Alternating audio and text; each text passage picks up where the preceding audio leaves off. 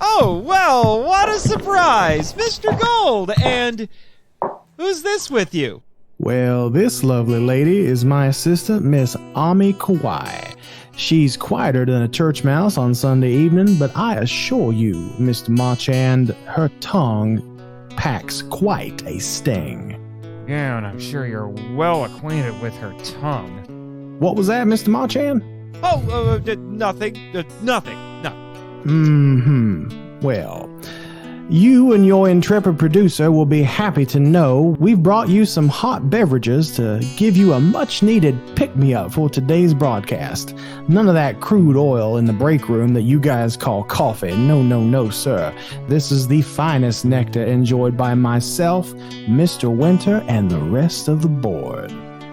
Thanks, but I don't drink coffee. You know, I was a little bit surprised a writer such as yourself does not drink coffee.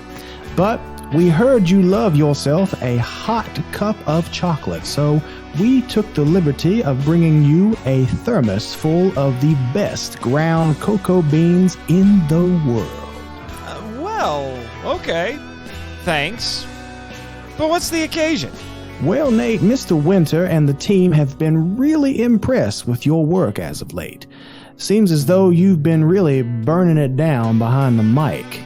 Thank you, sir. It's definitely been a nice change of pace having some actual positive reinforcement around here at KIJU. Jimmy and I have really been taking my first conversation with you to heart. Oh, shove it, Jimmy. I'm just expressing a little gratitude. You should try it sometime. What in the name of Adam West makes you think I'm Robin in this situation? Now, gentlemen, there's no need to get your panties in a twist. You're both very vital to the success of this show. We've got big plans for KIJU, especially you, Nate. To paraphrase a childhood idol of mine, stick with us and we will make you into a limousine riding, jet flying, kiss stealing, wheeling, dealing. Mother trucker! That's the spirit, Nate. No. Sorry, sir. I just got a text from AlyssaGojiGeek. We were supposed to pick her up at the harbor half an hour ago. We gotta go, Jimmy. Sorry, Mr. Gold. I'm sure we can finish the pep talk some other time. Sure thing. What on Godzilla's green earth do you need that for? We're just going to the dock and then back here to the studio. That you'd rather not talk about. Okay, fine. But we have to hurry. You know that Ma-chan is a good kid with an even better head on his shoulders. Shame, really. But business is business is business. Now, Miss Kawaii, what say you and I mosey on over to get ourselves a bite to eat? From what I hear, the kitchen just got a fresh shipment of USDA Prime, and I am starving. As my granddaddy used to say, if it ain't mooing, I ain't chewing. Let's go, darling. Yosh.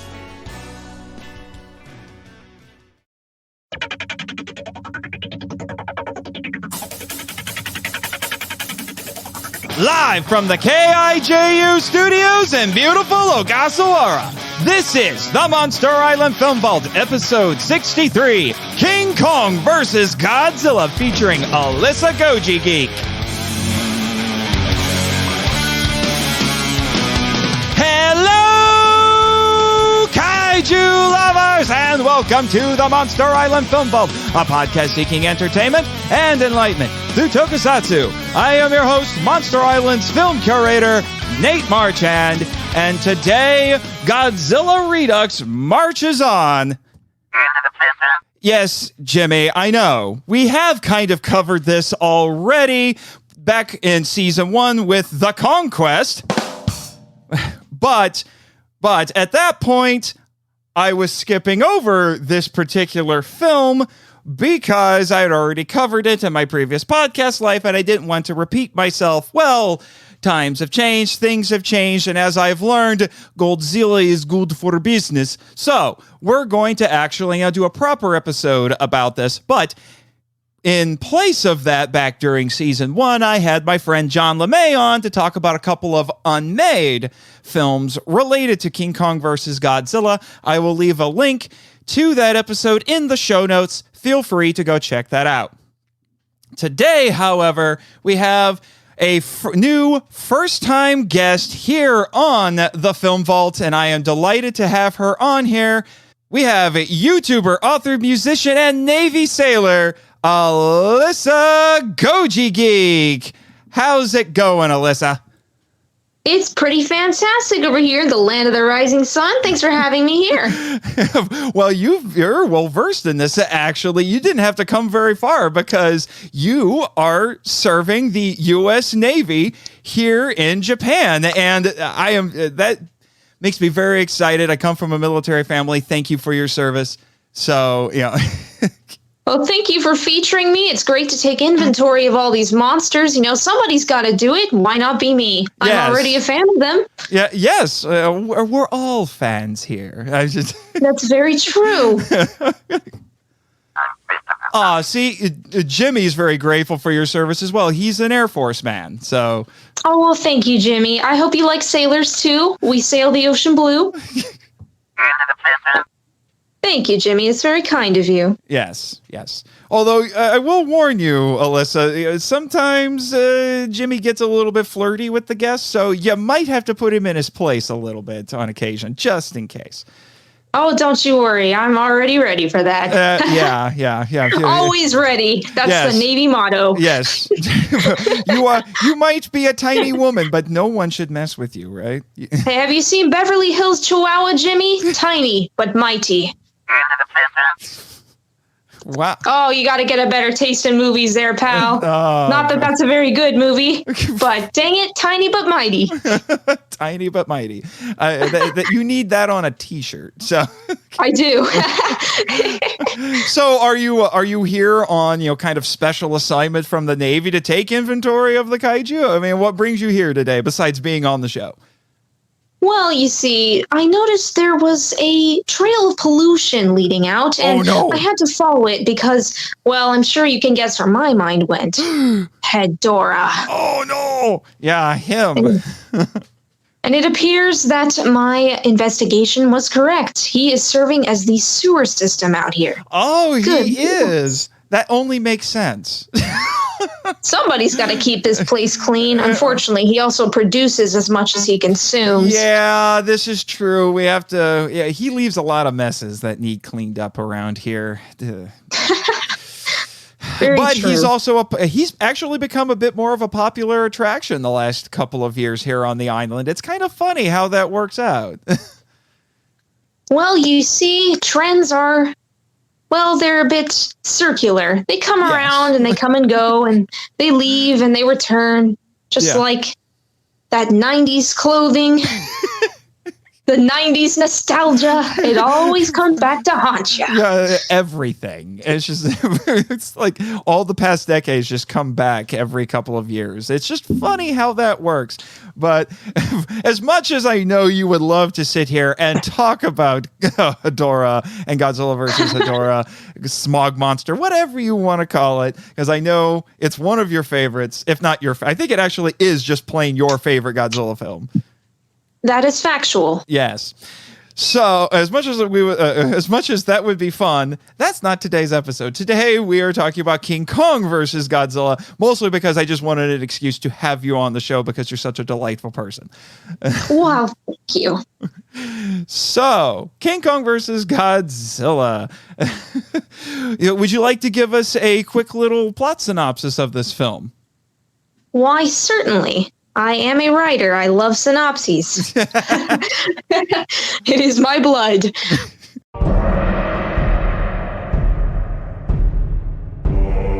So, Mr. Taco, a very competent man, wants to boost his ratings for the Pacific Pharmaceuticals Company. And what better way to do that than to go kidnap a giant monster from a faraway island? And that's exactly what he sends two men out to do.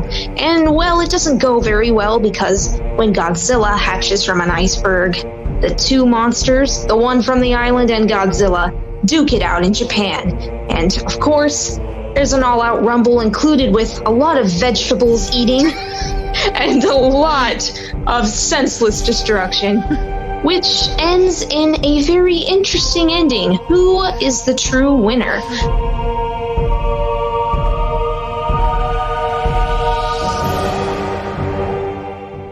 By the way, listeners, I hope you enjoyed the background music that just played during that, because that was made by Miss Charpentier here as well. So, well, thank you. See, I like to get as close to my work as I can. Yeah. Sometimes that's imitation through art. Don't we all do that in one form or another? It's very true. Shut up, Jimmy. Anyway. I don't appreciate your lip. Okay, fine. It's part of your job. I get it. Anyway, moving on. So, it's hard to decide. It's hard for me to decide where to start with this. The origins of this film alone are the stuff of infamy. In fact, I read someplace one guy actually said that the origins of this movie could be its own movie because they're that wild. And so I will once again That's always good. Yeah, I will once again defer to my previous episode with John about that, because we do get into the origins of this film. Go listen to that if you want to know what led to this. But good Lord, is it dramatic. And a little bit tragic at points too, admittedly. But it's just one of those things. I'm trying to decide what's a good place to start here with this. I guess one thing I kind of like to talk about with this, because this, to nobody's surprise, this even now remains the highest grossing Godzilla film of the entire series. That's pretty incredible. Yeah, which is no surprise because King Kong. Right. King Kong, the OG, because it's funny for us to think nowadays that at this time, Kong was big man on campus when it came to giant monsters, and Godzilla, nowadays, and I'm stealing this joke, Godzilla was the nuclear kid on the block. Yeah. He was the bomb drop of a joke there. Well, like I said, it's not original to me. But so he was not the big draw, hence why King Kong gets top billing. So, but it was because of this film, in large part because of this film, that Godzilla did get catapulted to international stardom. So I look at this and I think Toho kind of beat Hollywood to three different trends with this movie. And one would be nostalgia. So Kong was very nostalgic, very profitable. For people. Yeah, in both Japan and the U.S., because this was a pretty good hit in the U.S. as well, which, full disclosure, I should let everybody know, it's because there are two different cuts of this movie, and there are very different cuts of this movie. In order to give you a full comprehensive coverage of this, kaiju lovers, I watched the Japanese cut, and Alyssa here watched the U.S. cut, so we can kind of compare and contrast a little bit talking about this. True. Yeah. So you had that. So the nostalgia definitely helped in this. It always does. You might even be able to say that, that as has become popular the last few years, that, there were definitely some member berries thrown in there, especially on the King Kong side of things, because this was very Kong 33 at points. In fact, there's even some reports saying that Fuminori Ohashi was the man who designed the Kong suit. Oh boy, that Kong suit. Something else, all right. Yeah. Although some reports say that that's not the case. My friend John LeMay says in his books that's probably not the case. But if it is, that's interesting because I don't know if you knew this, Alyssa. Did you know that in the 1930s, there were 2 unofficial Japanese-made Kong movies? I did not know that. Yes, they are now unfortunately... You learned me something. Yeah. They are unfortunately lost now, like most Japanese films pre-World War II, because they were largely destroyed during the war. But there's there's still some records of it, and there's a few production stills and all of that. And one of them, it was King Kong Goes to Edo or something like that. I've talked about this before in some other podcasts. And Fuminori Ohashi designed the Kong suit in that movie. So, okay, if that's the case, where'd the beep come from? Who lets Goji-kun and Bro Kong in here again? Jimmy, you're dropping the ball. Yeah, okay, fine. Ultramite is still distracted by Serena. We get it. Yeah, he's shirking his responsibility. But yeah. Anyway, so there's that. But, since I've mentioned the Kong suit, we'll talk about this Kong suit a little bit. It's kind of infamous, to be honest. Infamously not beautiful. Yeah. But that's okay. So is the Godzilla suit in this movie. Actually, the Godzilla suit in this gets a lot more love than that Kong suit.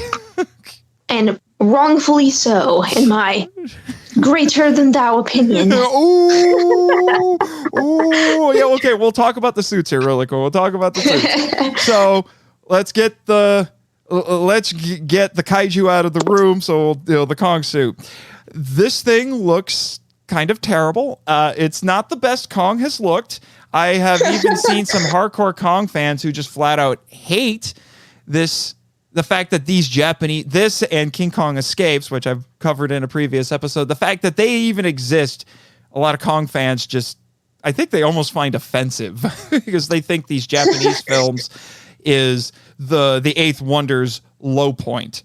And I could understand when you have a movie like the original King Kong that is just it's about as close to perfect as you could get. Anything else after that is... Anything else completely drops off the mark. It's like I wouldn't call it the one-hit wonder, but maybe like the magnum opus. So how can anything else ever compare? Yeah, good luck with that.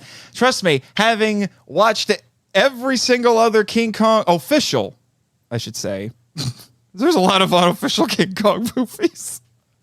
Well, having watched all of the official Kong movies, good luck trying to equal that original film. Peter Jackson tried really hard, but all of that to say, I can understand that, and it's kind of ironic because Eiji Tsuburaya got into special effects when he was growing up. Because of the original King Kong, he even had his own print of the movie, and he would show it to people like Haruo Nakajima when he said, like, "You're learning how to suit act. Watch this," things like that. So he loved King Kong.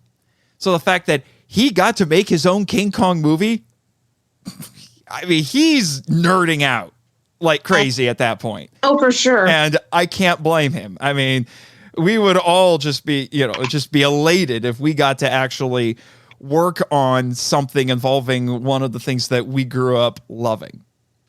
For sure. That's how I feel about the Godzilla book. I'm wanting to get out there someday, maybe even officially. Mm-hmm. Shall see. I can't wait to hear more about that. But so that's why it's kind of ironic that this Kong suit doesn't look that good. But I think that also goes back to the fact that I don't know what it is. I feel like trying to apparently making reptiles and dinosaurs and insects, that's relatively easy to do. But as soon as you get into mammals, especially apes, it suddenly with suitmation, it suddenly gets harder. We're complex beings, us mammals. Yes, we are. Even to reconstruct in suits. Although King Caesar turned out pretty well. And he's a dog and a cat. So, but although he's also a statue, so so there's that to consider as well. But Yeah. So, and I read different sources about what they said the thing was made of. I read some that said it was covered in dog fur, which for some people is a little bit of a horrifying concept. Ooh, yeah, that's scary. And others said that it was covered in quote unquote rare yak fur. Ooh. Okay. That's also scary. Yeah. And it does not look good when wet. I noticed that. Because this Kong can swim. In the scene when he first gets up from the raft and after he's fallen off, he looks so weird, very distorted, and kind of creeped me out. It's like, what is this thing? I couldn't look away. I couldn't take my eyes away. It was just so mesmerizingly freaky. Yes. It's like, what is this thing? Yes. Is this the dog that went swimming? Yeah, he does look a bit like a wet dog, doesn't he? Something. I don't know what that was. And let me tell you, the suit in King Kong Escapes doesn't fare much better. Oh, geez. Basically, Kong, when you come to Japan, don't get wet. You look awful. Oh, no. But yeah, so there's that. And what's funny is I forget which of the crew members said this, but there was one of them I saw was quoted as saying, you want to know why the Kong suit and some of the rest of the special effects didn't look as good? Is because King Kong ate up all the money? Because Toho had to license Kong. Right. From RKO. And that would definitely take a chunk out of your budget. Yeah. And a kaiju-sized chunk. And they charged them $220,000. It's probably a lot back in the day. It's it now. was. It was. Back then. Yeah. Yeah. I don't even want to think about what that would be with how inflation is now, but but yes. $220,000, but they got the rights to use Kong for 5 years. And they kind of forgot about that until right before it expired. They tried a couple of other times. They tried a couple other times, but those movies never went through. And then suddenly they're like, oh crap, this license is expiring this year. Make another Kong movie. Nice. And then we got King Kong Escapes with Doctor Who. I don't know where that came from. Sorry. And Linda Jo Miller. Yes, who was a lovely woman, I might add. I've had the privilege of speaking with her a little bit. But anyway. She's very sweet. Yes. So, we have that poor Kong suit, and we'll get to the characterization of Kong in a little bit. But apparently you are not a fan of the Godzilla suit. Not happy with how your boy looks in this? A monstrous topic of contention for many. You see, I like my Ziller looking like having the face of a cat or the face of a wolf, aka Heisei or later Millennium. Oh. I do not like him looking like a lizard. He's not a lizard. He's a dinosaur. He should look the part. So I take it you are not a fan of the Showa suits? Well, see, that's difficult because those look a little more, I guess, human. And actually, I really enjoy Son of Godzilla's suit. Musuko Goji is pretty awesome. You are one of the few people in the universe who appreciates that Frogzilla, as I like to call him. Well, I like him because he looks so weird. And it's just, it's one of those, it's kind of like when I saw Kong rising from the water. You just can't look away. It's just so strange. It's so bizarre. So I actually really like that suit because it's so weird. However, with this one, it just looks too much like a goofy iguana. Like maybe the Joker, you know, when he's like, you know how I got these scars? And he's got the cuts in his mouth. And like, and this Godzilla's mouth is just too wide. It just goes too far across. And he looks like a grinning lizard jester or something. He looks scary. I'm not a fan. I suddenly want to meme that, and I want to get a picture of this suit and put Joker makeup on it. Oh, somehow. You should do it. You should do it when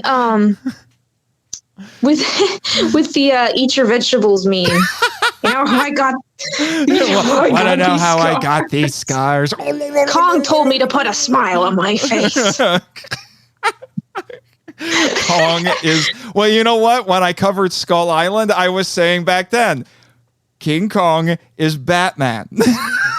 At least in the MonsterVerse, he is Batman. So the story is coming together, like any book. All the plot elements come together suddenly. There you go.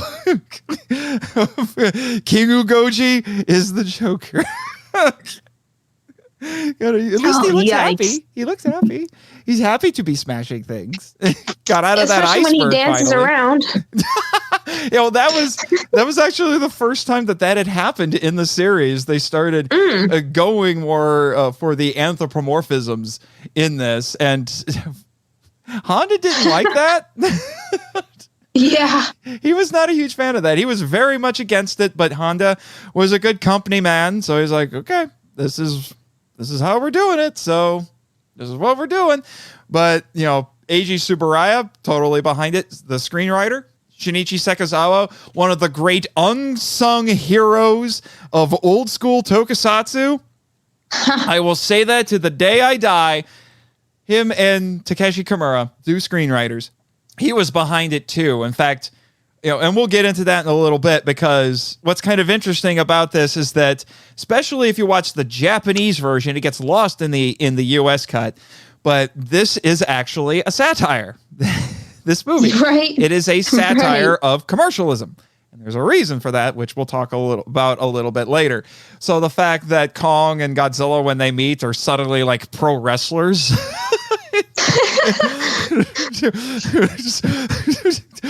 Let me tell you something, Kong.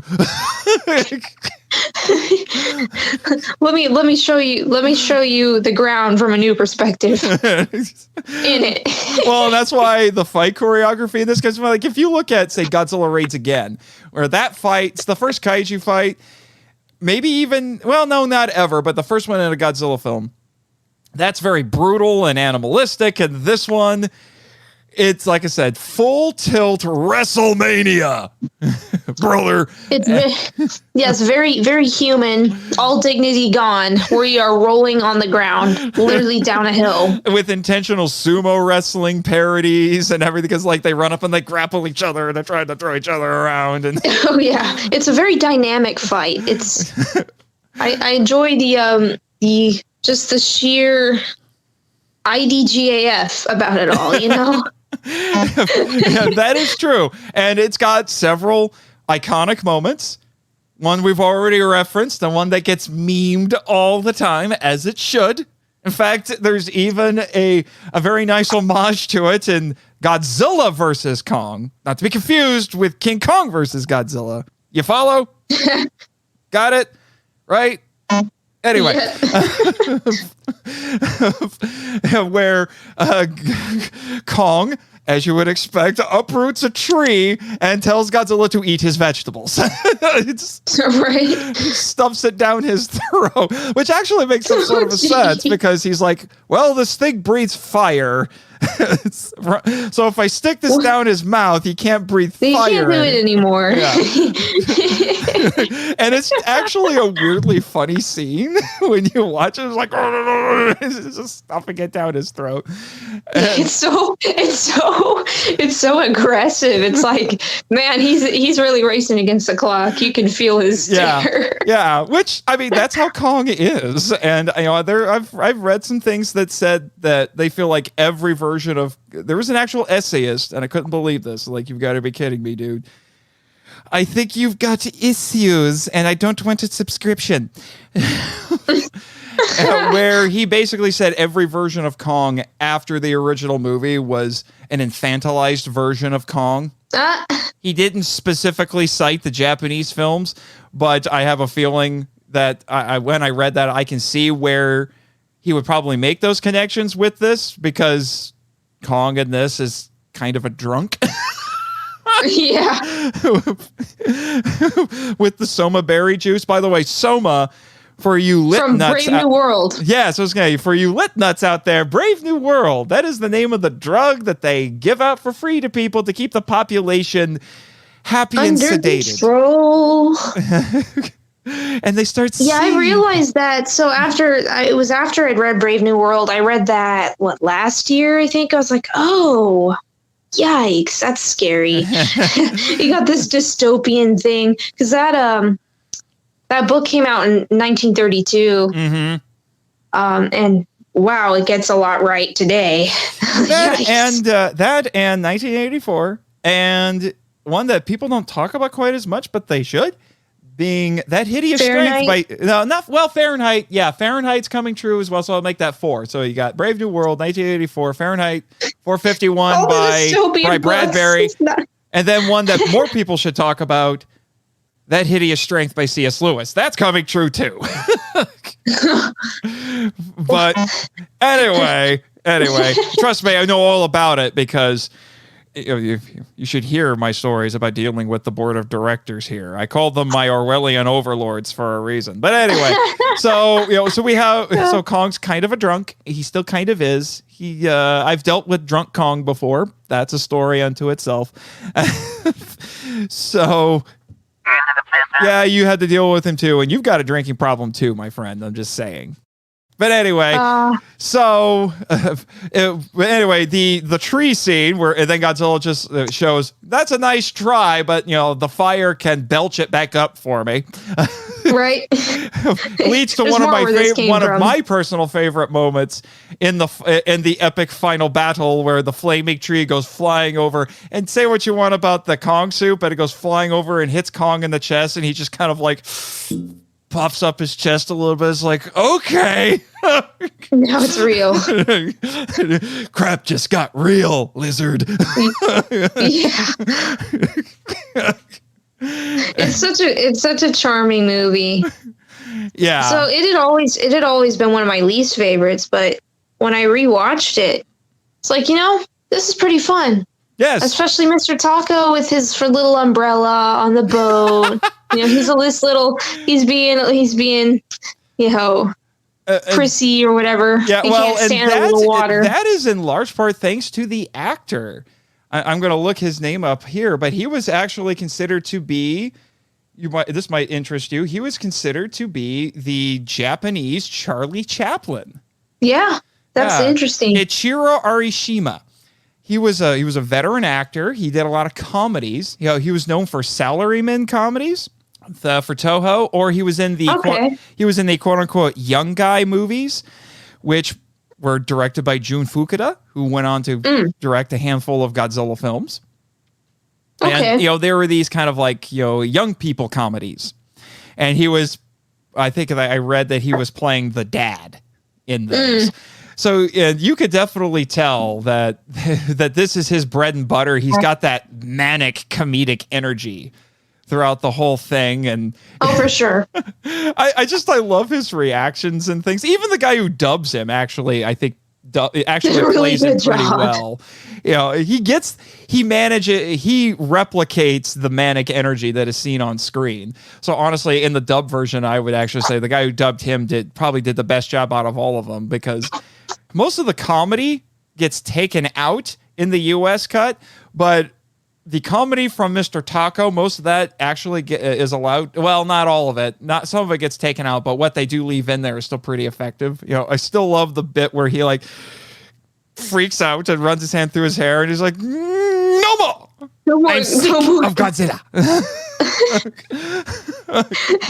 Which is not what's actually said in Japanese, but it's still embedded in my head as what he says. Oh yeah, it's a great quote.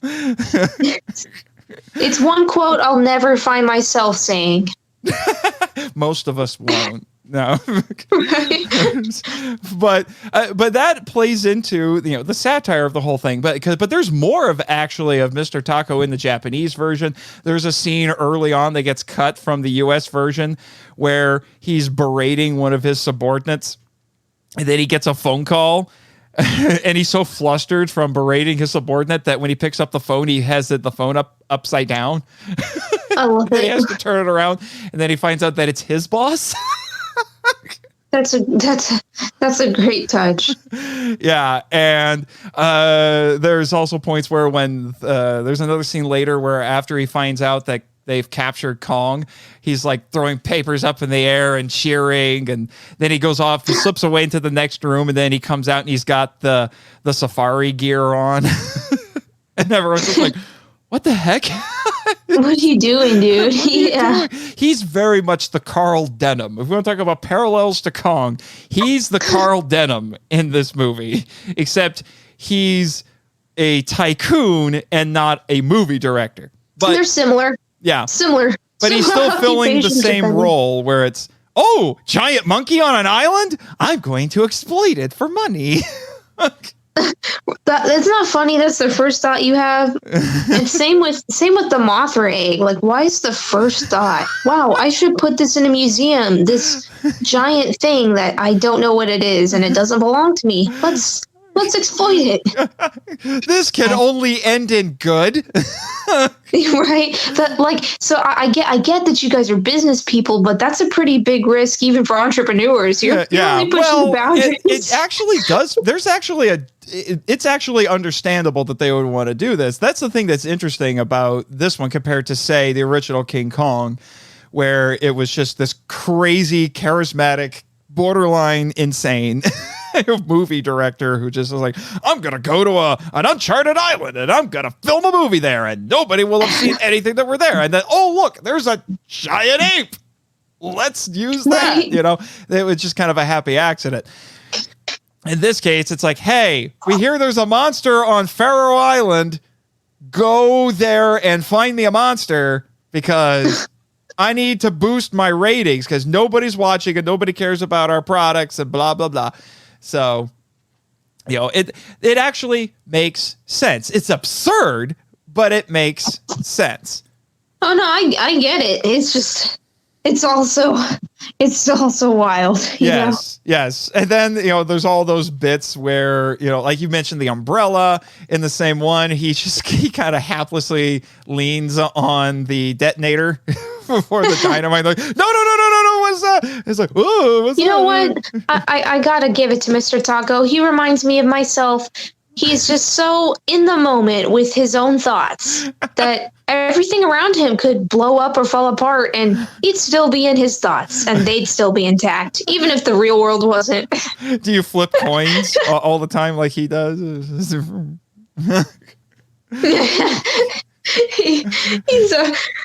in that small way, he's the spirit animal. The spirit man. The spirit man. I am totally memeing that. Mr. Taco is my spirit animal. Signed, Alyssa. He continually makes dumb mistakes. And I mean, just today I left my key card in my room and just walked right out without it. And I'm so careful not to do that. But you see, like Mr. Taco, when I'm in my head, nothing else matters. So I give it to the man. I'll give him that much. Yeah, but he's very committed. Yes. But like Carl Denham, he does end up getting undone a little bit by his hubris. Right. Which is a little bit of a theme here. He doesn't get to keep Kong. He also doesn't suffer quite as many consequences as you would think. Although it's funny where they get caught by the Japanese Navy and they tell him that Kong is considered smuggled goods. Yeah, that's hilarious. And he's like, what? Smuggled goods? And he passes out. And then the whole thing with the dynamite happens because he was scuffling with the other two guys to keep them from blowing up Kong, and then he falls on the detonator, and then it doesn't blow up. It's like, he's being looked out for. Maybe he was trying to. A lesson was supposed to be taught to him, and it just wasn't getting through. Yeah. Ground control to Major Tom. No communications here. It's just pointless. Yeah. This guy will never learn. Yeah. But the thing I like about this is even though we see characters like this in a bunch of Kong movies, thankfully he's a buffoon, but he's not evil. Unlike, say, the oil tycoon in the 1976 remake of King Kong. That guy is despicable. True. That guy's a slime ball. Mr. Taco, not so much. If Mr. Taco got stepped on, it would seem very mean-spirited. True. So I'm a big fan of Mr. Taco. Weirdly enough, Mr. Arishima didn't actually show up in too many other tokusatsu films. He only came back, I think, in a couple more. And so his bread and butter was the comedies. I can tell why. He was built for it. Typecasting and that whole thing. Yeah, I could see it. Yeah, that's true. But since we're talking about the kind of the spooferific satirical elements of this, do we want to get into the potentially controversial part? Oh, we always go for the controversial. That's what gets the most clicks. Business, Mr. Taco. I was going to say, you have apparently been learning from Mr. Taco. Can you imagine if Mr. Taco was around now? Notes. Can you imagine if Mr. Taco was around now and had social media? Oh, good Lord. Oh my gosh. He'd be canceled from Twitter so fast. They wouldn't know what to do with him. Yeah. Well, I guess I'd have to take a few lessons from Cameron Winter, our new boss around here. He seems to be a little bit better at that. But let's talk about the natives. Oh boy, those unfortunate natives, which have actually been the source of what I like to call controversy in the fandom in the last couple of years, mostly because some people just want to keep breaking this up, and I'm like, nobody cares. Why are you trying to make them care by bringing this up? You got to get those social credit score points, you know? I understand. I understand, like, looking at something and being like, yeah, that's messed up.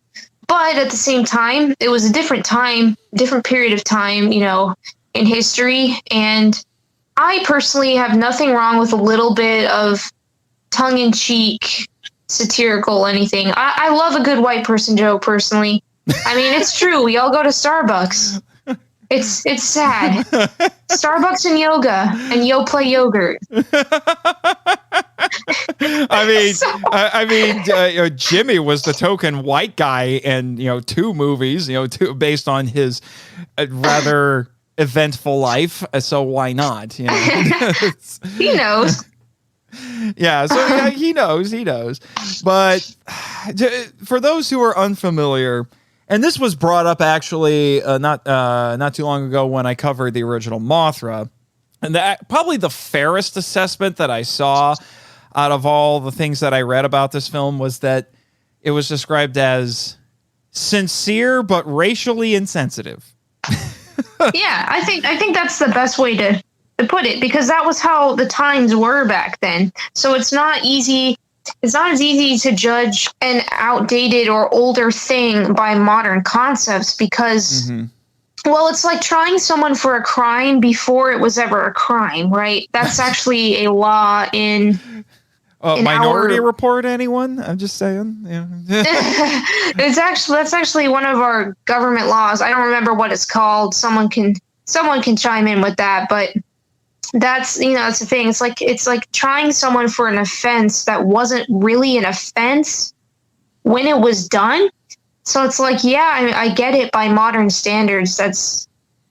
It is what it is. But at the same time, I think it's kind of funny personally, because I really don't have a problem with humor like that if it's not used to be hateful. Like, there's a difference between being hateful and joking around and saying, yeah, these people on this island, they're a little, they don't really live like we do, and they're different, whatever. Well, of course they are, because look at where they live and look at their lifestyles. So yeah, I think it's kind of a non-issue myself, and people who get offended by it, I get where they're coming from, but at the same time, I think there are much bigger problems to focus energy into. Yeah.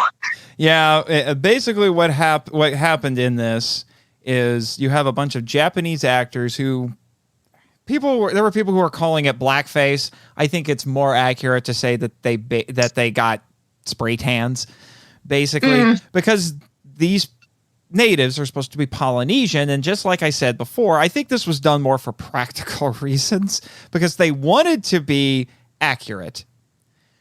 Yeah. But where are they going to find a bunch of Polynesian actors in the early 60s in Japan? It's going to be hard to come by. So they, again, wanting to be accurate, they took a bunch of Japanese actors and gave them spray tans and bunches of, which that was just for the sake of accuracy. And then the crazy get-ups and everything, that was part of the humor. Yeah. And, and the fact that they don't know what things like a radio is and all of that, that's of course they don't. Of course they don't. And it's funny because they're subtly being shown things that they have no idea what it is. And they're like, magic! Let me tell you something. Let me tell you something as a 21st century middle-class white person who grew up in America, right? Uh-huh.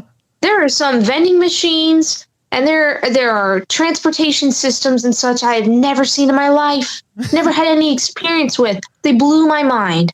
And I live in a first world country, right? So now you're looking at these people who clearly don't have access to any of those things. Of course they're going to be surprised. And of course it's going to be kind of funny to see him all smoking cigarettes, the kids included. He gave one to a kid! Right? Hey, like, you gotta get that lung cancer going early. I want cigarette. It's never too early. I just want to say his mother figured out how to use a cigarette pretty quickly. I'm just She did. she lit that thing up like she had experience. Right? It makes you wonder what else she's been smoking. It's like, what have you been doing, lady? But then again, we also see her later with her coconut bikini doing. Right. Let's just say doing a very pleasing dance for Kong, who was asleep. Yeah. But yet more evidence that I'm pretty sure Honda secretly wanted to make a musical. I'm just saying. Oh, man. I would totally be down with the musical. Yes, I would as well. But yes, I also found out that that's actually the same actress who played the native girl in Half Human. I'm like, well, that makes sense.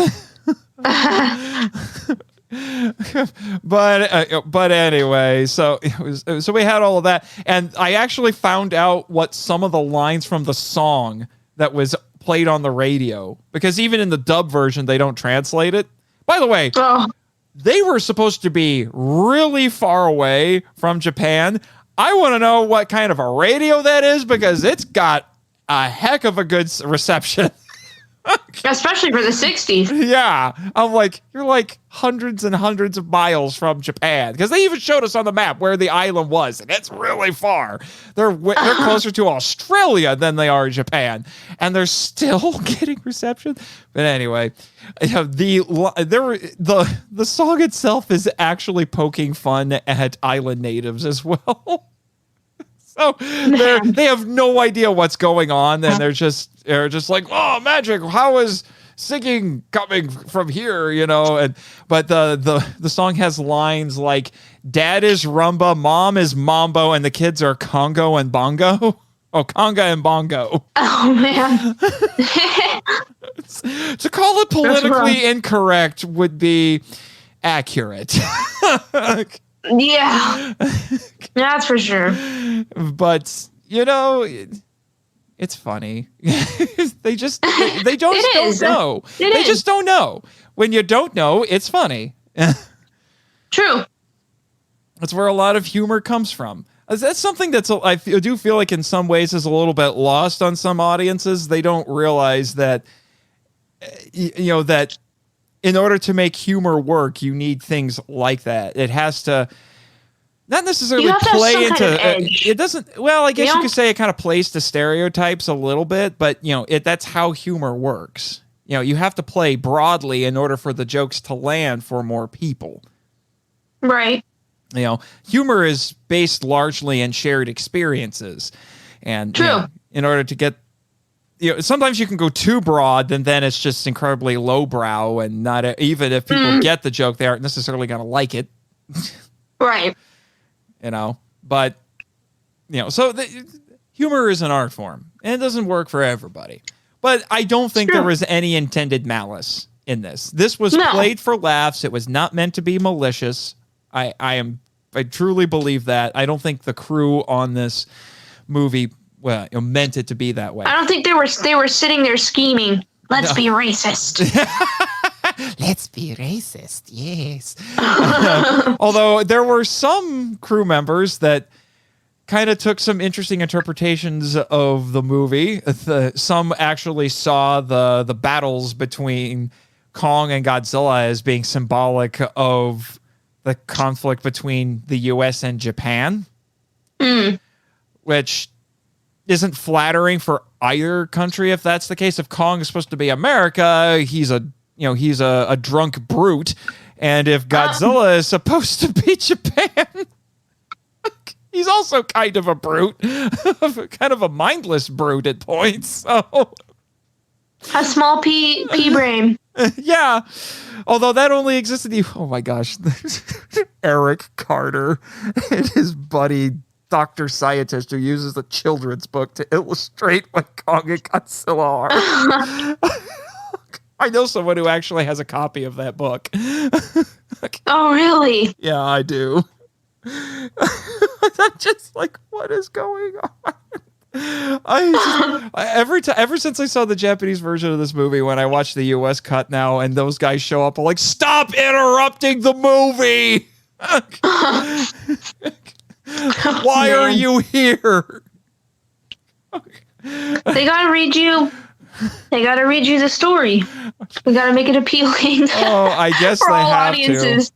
Those guys would be funny to see in a modern version now. Can you imagine what that would be like? It would be so weird. They probably. That's the thing. Old movies get away with a lot. Can you imagine? They would probably be have like a YouTube show or something, like the official news, the official channel for the United Nations, and then they come on there and they start telling you the obvious things about Godzilla and Kong, and they're just like, okay, guys. Old movies. Okay, guys. So they go where no one will ever go again. Yeah. Now, I will say having them on does help explain some plot points that aren't quite explained in the Japanese version, like Kong getting strengthened by lightning and, what the berry juice does and things like that. That's kind of nice, but because it comes a little bit out of left field in the Japanese version, but so I'll give them credit for that. At least they did that. But otherwise, I just feel like their interruptions are getting in the way. Unnecessary. Yeah. Yeah. I'm just like, why are you here? Disrupting the flow. Yes, you are getting in my way. We need to see blows get delivered. Yes. Not watch them get staggered out by people talking. Yeah, for sure. At least it's not a narrator who just comes in and tells you everything that's literally happening right in front of you. That's happened. That's true. It could be worse. Yeah, for sure. Oh yeah, I forgot. We could talk about the other monster who shows up on the island. Udaku, the giant octopus. Which is a real octopus. It was actually 3 real octopi, whichever plural you prefer. One will never know. Yes. And I've heard a couple of interesting stories about this. One that I read that I didn't see in any of my sources this time, but it's just something I've heard over the years, that apparently I can't remember who it was, but one of the guys in charge of the special effects for the later Pirates of the Caribbean movies actually told the animators to watch this scene from this movie to learn how to animate the tentacle beard on Davy Jones. Wow. Yeah, so there's a funny connection for you. But the most interesting part that happened is, well, let's just say this movie can't lay claim to no animals were harmed in the making of this motion picture. Oh, no. Because Eiji Tsuburaya literally ate one of his special effects. That's pretty epic. That's pretty base. Yes. Because what happened was that they had 3 octopi that they were using for this, and they would, spray it with air so it would puff up and make the hissing noises and things like that. They had to agitate them a little bit to get that effect. Nice. The one where that the suit actor for Kong, who, by the way, his name was Hirose, and he nearly died making this movie because that suit was hot, and there was one point he had to wear it for 3 hours straight, and it just about killed him.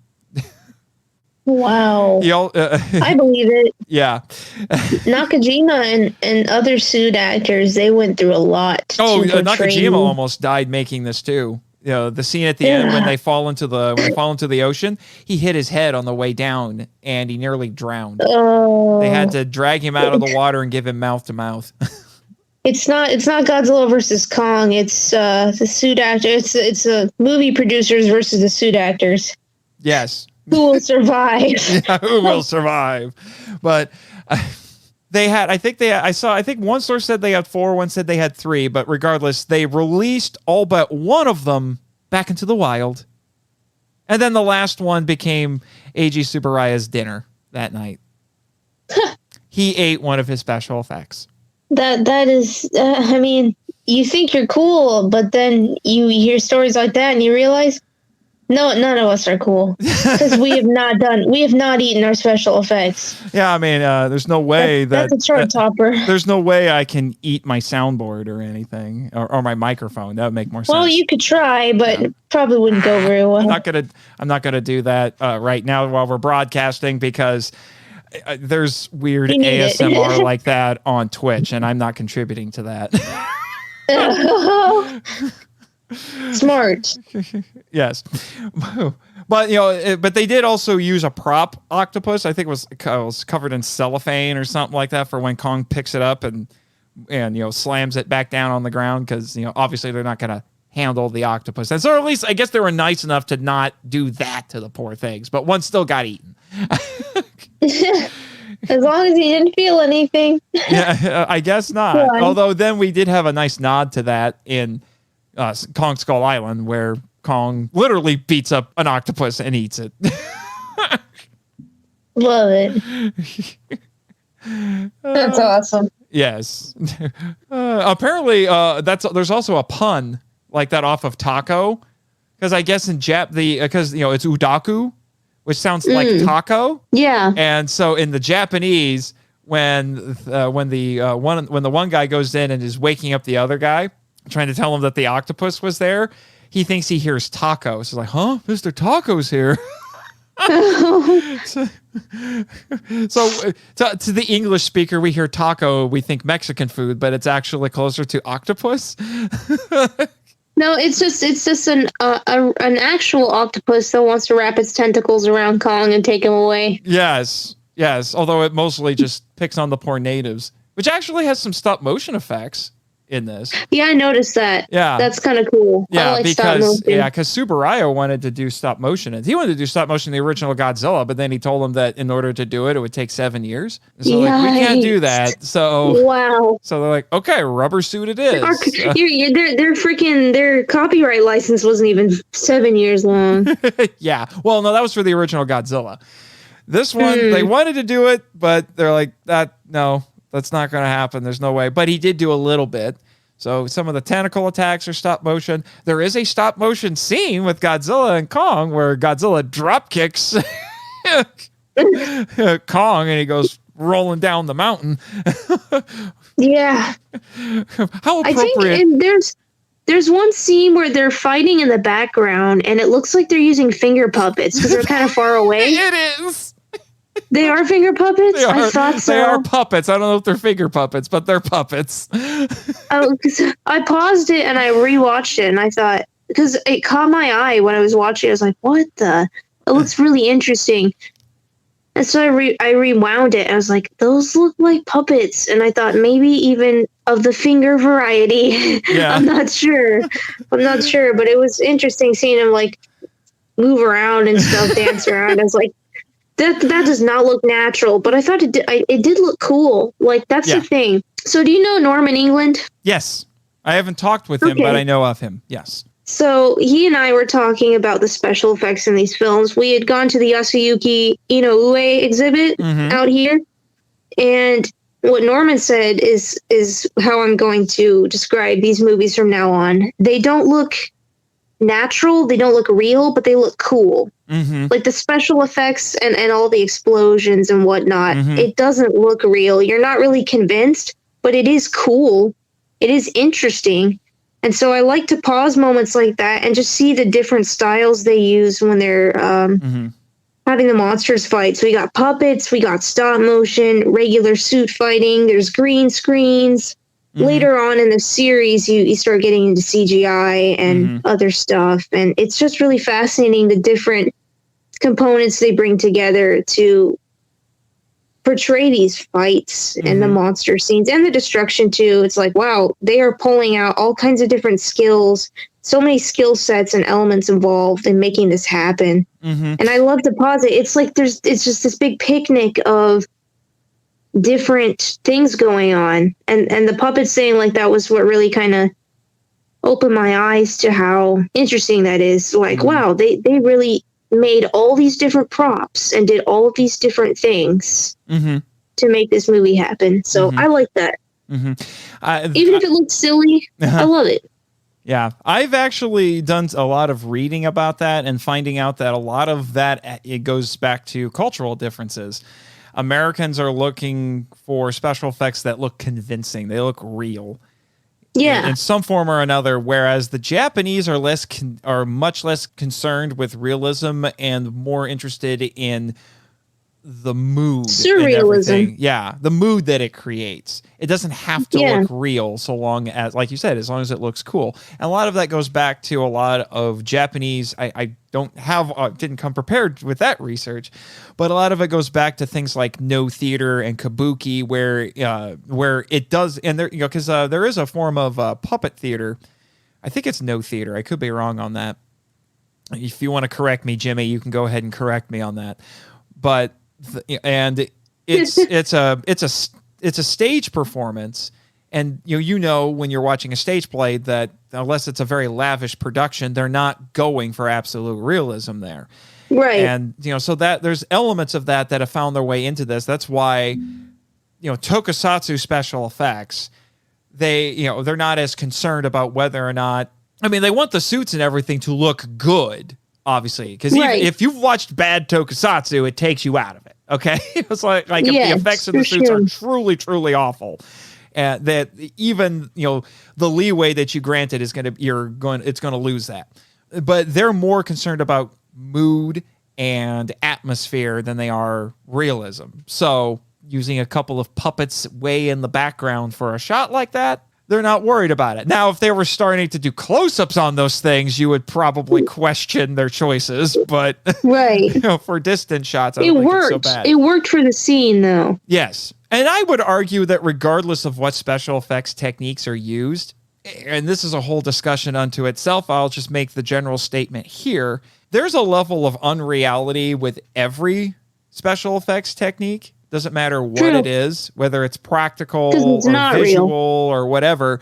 It's technically trying to create something that we know is not real. Right. And it will never be 100% convincing. It just never will. There are people who complain about the overuse of CGI. And what I was talking to someone about the other day, I said, I think the Heisei era and Millennium era Godzilla movies, they look more real to me than the Legendary series. And the reason is because you achieve a certain level of realism with those practical effects, because that is physically there. That Godzilla suit is actually there. And you're seeing real water run down the rubber skin, and you're seeing real detail placed in the physical latex and the details along the spines and the mouth and the eyes, and a real human being is inside that making it move. And you just can't, it looks fake, but I don't know, at the same time, it looks more real to me than CGI because it's really there. And those explosions they have on set, those are real explosions. And it's real danger, it's real movement and real things that is actually present.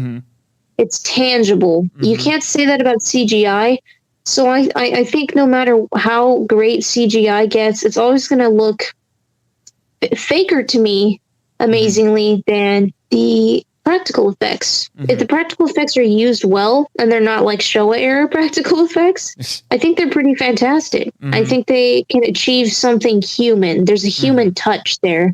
It's not cold. It's not cold, mechanical, computerized. stuff. Mm-hmm.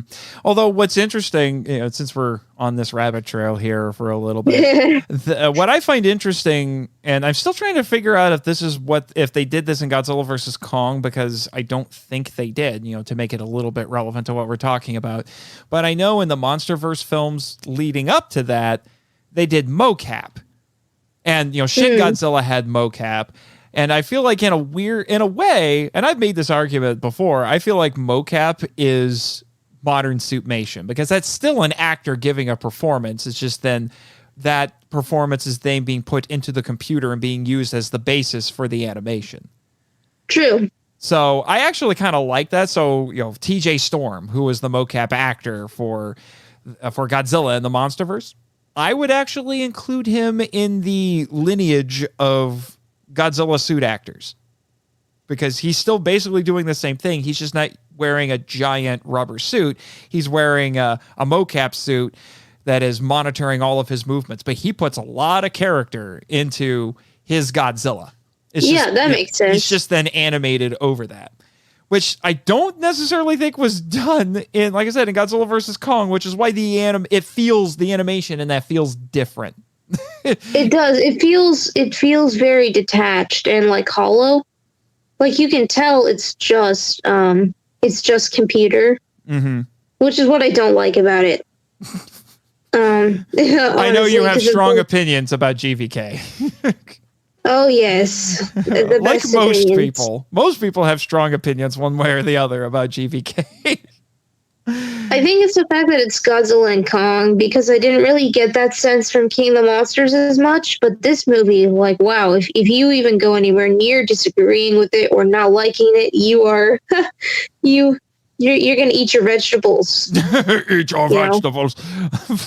You're gonna get that in this case, it was just a tree trunk with a Godzilla spine, just yeah. Which I will say that got a big cheer the first time I saw it. Nice. That was clearly one of those ones where they're like, "Here you go, fans. This is for you. Right? No one else will get this, but you will." I could tell. Yeah. Yeah. But anyway. Trying to figure, here I am thumbing through my notes, trying to figure out what's another good thing that we could talk about a little bit. Like this is a fun little movie. You know what? Let's talk about the human drama in this, because I don't know if you're familiar with this, but Shinichi Sekizawa was actually revolutionized how kaiju films were written, and this was one of his scripts. And one of the things that he brought, that was one of his trademarks, is he wrote stories that centered around human problems that the kaiju then had to deal with. Nice. And so in this case, we have this human cast, and they're doing their things, and then the kaiju have to deal with them doing their things. Or the human drama gets interrupted by the kaiju stuff. So they're kind of separate until they overlap with each other. So in this case, we have Mr. Taco, who is like, I need publicity to make more money. And then Kong has to deal with it because he becomes the object, the vehicle that Mr. Taco is going to use. Yeah. And or in the case of the young couple and the brother, he's going off doing his thing, and then it looks like there's rumors going around that his ship sank. So his fiance goes to find him, and then she gets caught in the path of both monsters. That poor woman. Oh, geez, imagine. That poor woman. Can you imagine that? In just the span of like a day or two, you get accosted by two kaiju. That's pretty, those are some incredible chances. Yeah, she's either the luckiest or unluckiest woman in the world, because she was on a train that got derailed by Godzilla. And then she becomes the momentary object of Kong's affections. Normally he prefers blondes, but then he's like, oh, me, Hama, I can make an exception. Right. She becomes a Bond girl later, right? He knew her potential. Yeah, actually, there are two Bond girls in this movie. Because both Mie Hama and Akiko Wakabayashi were Bond girls in You Only Live Twice. It's so cool. Yeah. Mie Hama played a character named Kissy Suzuki. I remember that name. Oh, Ian Fleming and your names. Man. Kissy Suzuki. But yeah, so we got two of them in here. So yeah, she gets carted around and everything. And then we get some payoff from, or especially if you watch the Japanese version. This is another thing that's different. There's actually, as part of that satire of commercialism, we see the brother. He, you know how in the U.S. version, he just subtly knows how to play drums, and then they replicate the drum beat, the one piece of a Fukabe music they kept for the U.S. version.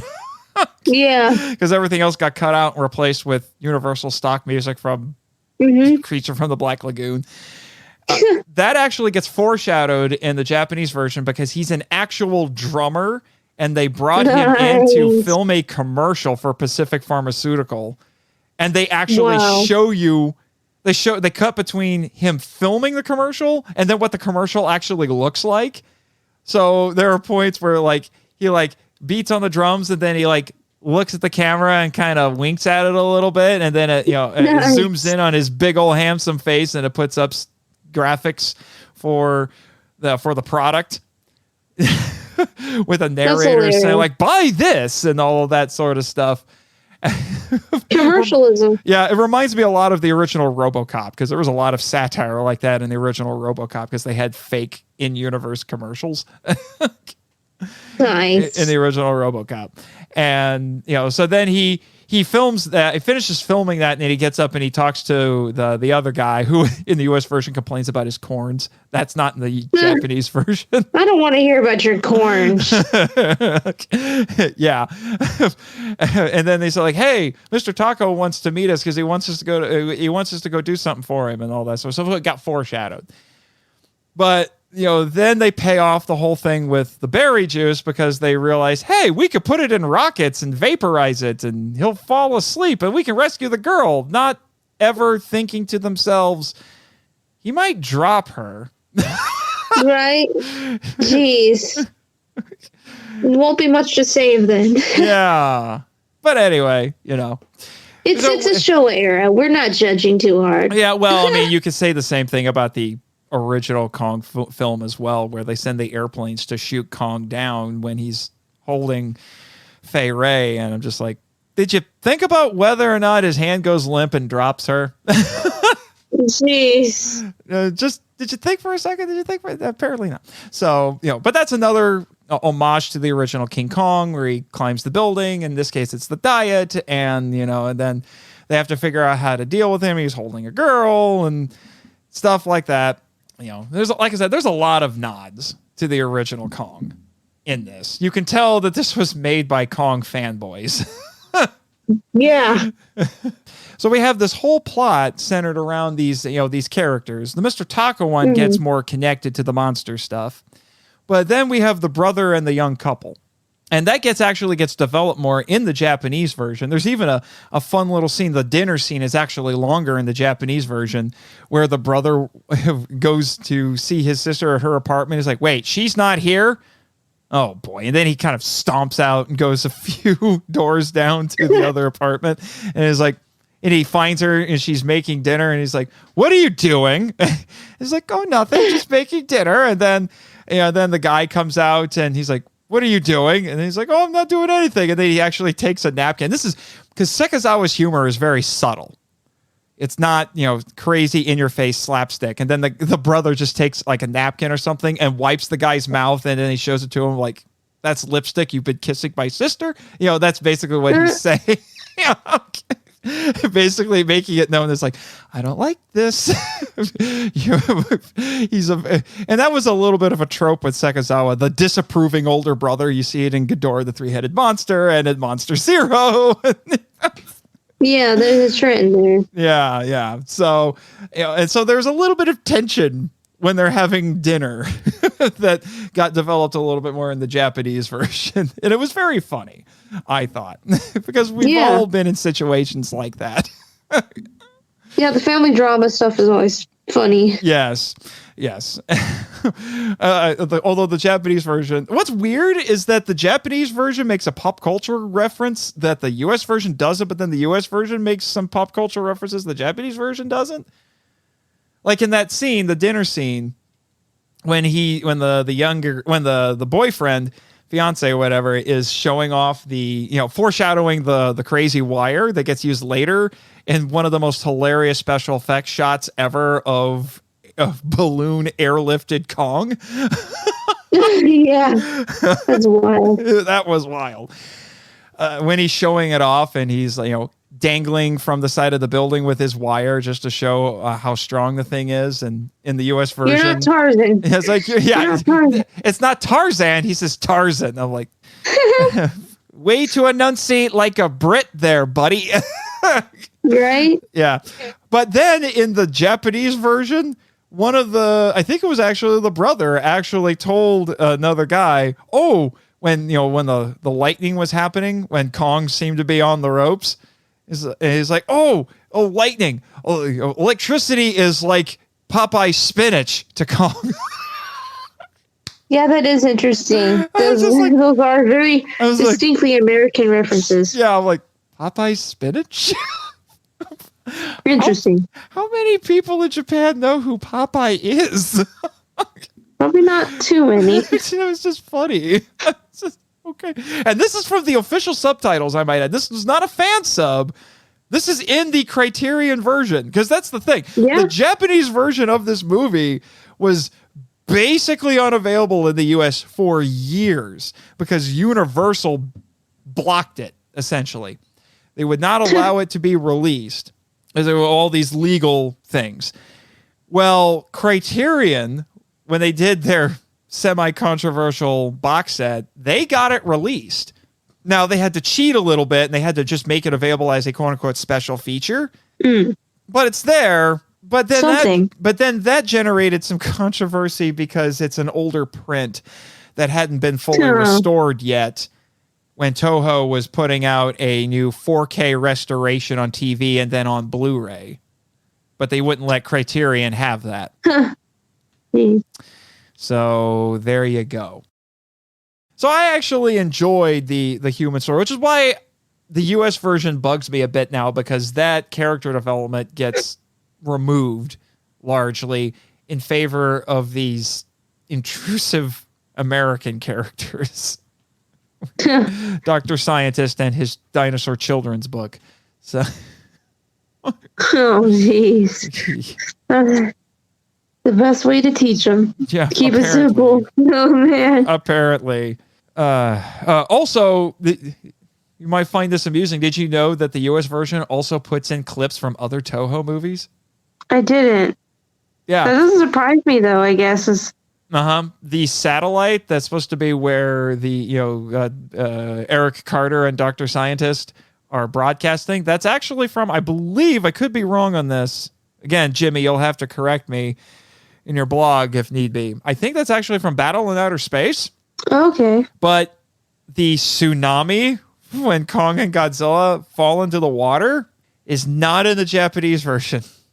But the Universal wanted to have a more exciting climax, so they edited in a tsunami scene from the Mysterians. Wow.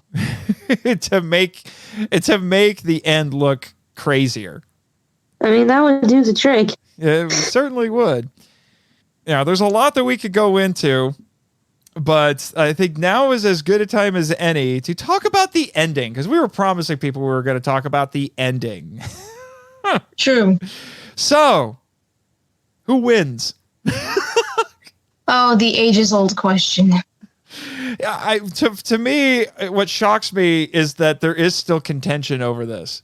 I'm like, because to me, it seems pretty... You know what? There will always be contention simply because, one, it exists, and two, the internet. Then three, Godzilla vs. Kong came out and just reignited everything. Oh, yes. Opened those old scar wounds. Yeah, although, Godzilla vs. Kong is kind of weird because there's basically three major fights in that movie, and the victories kind of go to different ones. Godzilla basically wins the first one. Kong kind of wins round two. Kong wins round two because he smacked Godzilla with that axe. knocked him on his big scaly keister for a few minutes. And then Godzilla goes full-tailed alligator on him, but which bothered people apparently. I'm like, why is this a problem? But it was just unexpected. That's all. Yeah, and then basically, but then Godzilla really wins round 3. Makes it abundantly clear to the monkey, I could kill you right now if I wanted to, but I won't. But I'm not. I respect you, you big ape. And you're still probably going to die, but I respect you. So I'm just going to leave. And then Kong saves Godzilla from, spoiler warning for Mechagodzilla. So perfect. Kong kind of gets the last hurrah there at the end. But in this one, they meet twice. First time, Godzilla wins. Because Kong's just like, what? He breathes fire? I don't know what to do about that. Yeah, what are you going to do with that? I'm going to walk away and scratch my head and be like, I don't know what to do. What am I going to do?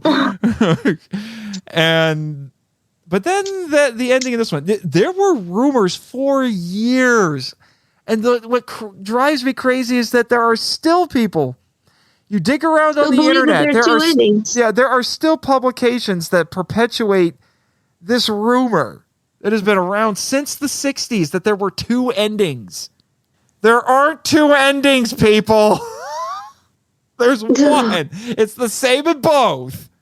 Okay? I love it. There isn't a U.S. ending and a Japanese ending. No. It's the same ending. They just tweak who roars at the end. In the Japanese version, it was... but you heard both Godzilla and Kong roar. In the U.S. version, it's just Kong. That's the only thing that's different. So Godzilla and Kong wrestle around. They destroy, I think it's a Tommy Castle, which was a tourist attraction for what I understand. And that's another iconic moment in the final battle. And then they fall off a cliff into the ocean. And then we see Kong swimming away. Yep. And even the characters are like, where's Godzilla? Who won? Yeah, he dropped off. What's going on? And so some people, like myself, look at that and say, Kong wins. He was the more popular monster at the time. He was basically played as the hero in this. Godzilla is much more villainous than Kong is in this. Yeah. And so Kong wins, guys. I hate to burst your bubble, but I think Kong wins in this. And the other people are like, no, it's a tie. How is this a tie? Because Godzilla is amphibious and he can hide underwater. Okay, guys. You gotta go with the context clues and what the movie's trying to show you. Like the movie gives the answer in how it looks. And when Kong is the only monster there, then Godzilla could have stood up and showed himself, but he didn't. Mm-hmm. He acknowledged that he had lost. Mm-hmm. And then they say Kong's going home. He's got a long way home or something. Mm-hmm. Well, if he'd been defeated, I don't think he would have gone home. Yep. Some people say, well, Kong is retreating from Godzilla's turf. What's Godzilla doing? Why isn't he popping out of the water and be like, ha-ha, I win! Run away, eh? You yellow! Okay. he would have gloated. Yeah. And he didn't. And in this movie, yeah, he definitely would have done that. I mean, he was already gloating, like, ha, ha, I got you with my flamethrower, so yeah, that didn't happen here. So sorry, guys, Kong wins, and you're gonna have to live with it. Okay. If Alyssa says Kong wins, and she's one of the biggest Godzilla fanboys out there. I think we have the final word.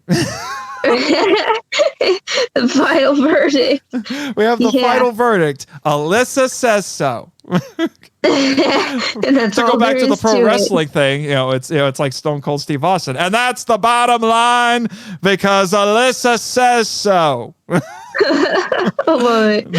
Well, I mean, really, it's just following like the context clues. Like even as a kid, I knew, Godzilla didn't rise back up to the surface, which means he didn't win. Mm-hmm. No, he's not there. Mm-hmm. I mean, Godzilla versus Kong even was smart enough to acknowledge that, because when you have the fight on the aircraft carrier and Kong drags himself out of the water and just lays on the aircraft carrier, he's like, oh, I'm so tired. Dang lizard. Yeah. And then they still bother to have Godzilla poke up out of the water. He's like, I'm going to get you, monkey. Right? And then swim away. You know? Yeah. I should have mentioned this. Another part of the satire in this, and this got cut out actually in the U.S. version. Did you know there's actually a meta reference in this? Which one is that? And this is cut in the U.S. version, but when Taco is, it's the full version of the scene where in the U.S. version Taco says, "I'm no more. I'm sick of Godzilla," and he's talking to his subordinates, and his subordinates are telling him that Godzilla is getting more publicity now than Kong. And one of his subordinates even says, there's even going to be a movie. That's funny. And then everyone is are talking about Godzilla and Kong being like it's a wrestling match and putting bets on the winner and things like that. Wow. Yeah, which was a thing. The TV was starting to become a thing, and Honda said that he didn't like TV, thought TV took its audience for granted, and it didn't treat them intelligently, and thought it was very sensationalistic. Like at this point, I read that there was actually a famous televised pro wrestling match between some Japanese wrestlers and some American wrestlers, where one of them bit the other guy in the head and made him bleed. And story has it that a pair of elderly viewers passed out seeing that. Jeez. So it was very sensationalistic. So this is playing into that. They should watch modern day anything. Oh, yeah. I think Honda would lose his mind. He would. Yes. But there's a lot of things that we could talk about related to this movie. We haven't covered nearly all the notes that I found. Oh yeah, it made $2.75 million in the U.S. Sold over 11 million tickets in Japan. Still the highest grossing one. Wow. And there's little changes, like the U.S. version actually has more references to using nukes. And the Japanese are always saying no. And I read one author said, like, that's a very American thing because the U.S. is trying to keep up with what the Soviets had at the time. Right. During the Cold War. Yep, during the Cold War. Oh, yes, this should be noted. This is the third film. You want to talk about parallelism. This is the third film for both Kong and Godzilla. It is the first time both of them have been in color, and it is the first time both of them have been in widescreen. And I found out it's also the first time that both of them had been in a movie with stereo sound. Wow. Although the U.S. version's still mono. Okay, wow. So this is first for both of them. Mm-hmm. Mm-hmm. Several firsts. Mm-hmm. Yeah. And I'm saying all this as I'm slowly transitioning us to talk about something that a cultural thing that plays into why this movie is the way it is. But I mentioned salaryman comedies. This movie also takes inspiration from what were called keizai shosetsu, which are business novels that were talking about basically office life. That's what salaryman comedies were about too. So if you've ever seen something like The Office or Office Space, that's the sort of stuff that we're talking about here. So comedies about white collar jobs. Okay. And the reason for that is because there was a little thing going on at the time called the Japanese economic miracle. Have you ever heard of this, Alyssa? It's familiar. I'm assuming post World War II, there was probably some kind of boom, because I know in the 90s what was it, late 90s, early 2000s, the Japanese economy had a crash, but up until that point, it was the late 80s, early 90s, actually. Okay, yeah, up until that point, they were prosperous, and then they were no longer, and they were really going downhill. Mm-hmm. Yeah, in fact, actually, that buildup of several decades of economic growth factored into, you were talking about the Heisei Godzilla films earlier, that factored into Godzilla versus King Ghidorah. Right. Where they said Japan in the future is going to just keep prospering until it's the most powerful nation in the world. So because at the time, because they thought, honestly, at the time that they were just unstoppable, and then the bubble burst. And that's why Godzilla comes in. Isn't that kind of meta? So Godzilla comes in and stops them, and then a few years later, the market crashes. Yep, basically, because that was the whole idea. That was one of the themes. That movie's a mess, but it's got some good themes in it. One of them being that Godzilla could come in and destroy that prosperity. Like that. Right. But so this was a period of rapid economic growth that Japan experienced from the end of World War II, or I would say it might be a little more accurate to say after the U.S. occupation, all the way to the end all the way to the end of the Cold War, and then the golden 60s when Toho is making some of its best tokusatsu. That was the economic miracle kind of at its peak. That was the greatest period of growth for Japan. Okay. To put it into perspective, from 1946 to 1976, Japan had a 55-fold economic increase, which was accounted for 10% of the world's economic activity.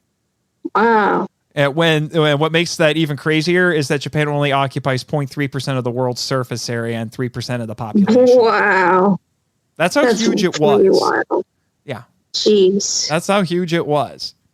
There was doubt in the early 60s in Japan about this growth. Japanese economists found it hard to believe and wrote cautionary articles saying the boom would fail. Western economists, though, praised it, seeing, quote, expansion of demand, high productivity, comparatively serene labor relations, and a very high rate of savings, end quotes. Wow. So, yeah. So, in 1962, when this movie was made and released, it was just starting to kick into high gear. A third of the growth happened from 1966 to 1975. Despite recessions in 1954, 1965, and 1974, the Japanese government passed more creative economic initiatives to continue to spur things on. The Japanese also moved from coal and textiles to oil and machinery and finished metal products, respectively, a process called heavy and chemical industrialization. So there are these massive economic and industrial shifts going on here. Yeah. So, to give a national character explanation, the economic miracle happened because of Japan's, quote, unique culturally derived capacity to cooperate with each other, end quote. In other words, Japan's tendency to emphasize the group over the individual makes it possible for them to agree more with each other, maximizing performance. Sounds a bit unlike America. Yeah. Now there was group of the individual. Yeah. Now there were some different takes on how all of this was happening. One was called the "no miracle occurred" analysis. And this states that the growth was only a natural outgrowth of market forces. And we're getting into some economics here, where we are not an economics podcast, but this is something that needs to be discussed to put this movie into context here. And then there are several more Toho films that come after this that delve a bit into it too, like Matango, where you have a bunch of rich people who get stranded on an island and deal with mushroom monsters. Our friend Dr. Dorif, is all about that. So there's a lot. You'll see a lot of this showing up. But anyway, going back to my research here, this is also called the, quote, anything but politics explanation because it minimizes the government's involvement, saying it simply provided the right environment. Yep. And then there's what's called the Uchiwa, or All in the Family. That's a sitcom, right? Is that what that show is called in Japan? All in the Family is called Uchiwa. Maybe. The Uchiwa economic system. This system consists of the, quote, 3 sacred treasures system. And we have talked about the 3 sacred treasures here on the Film Vault. That is in episode 15 on a movie called The 3 Treasures, which are lifetime employment, the seniority wage system, and enterprise unionism, end quote. It's believed that these unique Japanese traits account for greater production value and time with fewer missed days, fewer strikes, greater innovation, better quality control, and greater labor commitment. Wow. Then there's the quote unquote free ride. Free ride. Like the song. That's a good one. Yeah. Explanation. The economic growth is due to the alliance with the United States. Oh. This was brought about by a lack of defense expenditures, ready access to major export market, and relatively cheap transfers of technology. So basically, and I'm sure you're familiar with this, because of the alliance with the United States and the treaty that was signed to end the war, where because of Article 9, Japan renounced war, so they only had enough of a military to defend themselves, hence why their military is called the Self-Defense Force. Yeah. They weren't spending as much on military expenditures, so they were taking that money and investing it in other things. So that's what this is saying. So because of that, because the U.S. is basically offering military protection, they could take that money and put it toward other things. Yeah, that makes sense. That's cool to think of it that way. And then a key to the miracle was the creation of the Keiretsu, which were business groups that more or less replaced the pre-war Zaibatsu. Oh man, the Zaibatsu, which were broken up during the occupation. Businesses in these large groups have interlocking relationships and shareholdings in order to better navigate market fluctuations and prevent takeovers. That's a lot more than I ever learned in history class, for sure. Well, I've got a few more bullet points here and for you. So Mikiso Hane, I hope I said that right, said the period leading up to the late 1960s saw, quote, the greatest years of prosperity Japan had seen since the sun goddess shut herself up behind a stone door to protest her brother Susanoo's misbehavior, end quote. Wow. That is a moment in Japanese mythology. Again, listen to episode 5. No, excuse me, it's episode 13. I need to correct myself from earlier. Surprised you didn't say something, Jimmy. I beat you to it. It's episode 13 on the Three Treasures. We talk about that. He went on to say that the Japanese government contributed to this by instituting regulations and protectionisms to manage crises and by concentrating on trade expansions. And then in 1954, that's an important year for us kaiju fans, right? Yeah. Under Prime Minister Hayato Akeda, I think it's Akeda, who is called, quote, the single most important individual architect of the Japanese economic miracle, end quote, pursued a policy of over-industrialization, which led to the practice of, quote, overloading. This was where the Bank of Japan issued loans to city banks, who in turn loaned to business conglomerates. The conglomerates, which were called Keiretsu, mentioned those earlier, would borrow too much money from the banks, who would in turn borrow too much from the Bank of Japan, giving the bank control over them all. This fostered diverse investments and close relationships, protecting against takeovers. Man. Yep. So Keiretsu shifted. Keiretsu shifted. Yeah, Keiretsu shifted managers, focuses away from short-term profits and stock dividends and more toward interest payments. 2/3 of shares in most companies were traded, allowing them to plan for the long term. And also, just to give you some more numbers about how nuts this was, from 1965 to 1980, Japan's GDP grew from $91 billion to $1.065 trillion. Wow. Okay, from billion with a B to trillion with a T.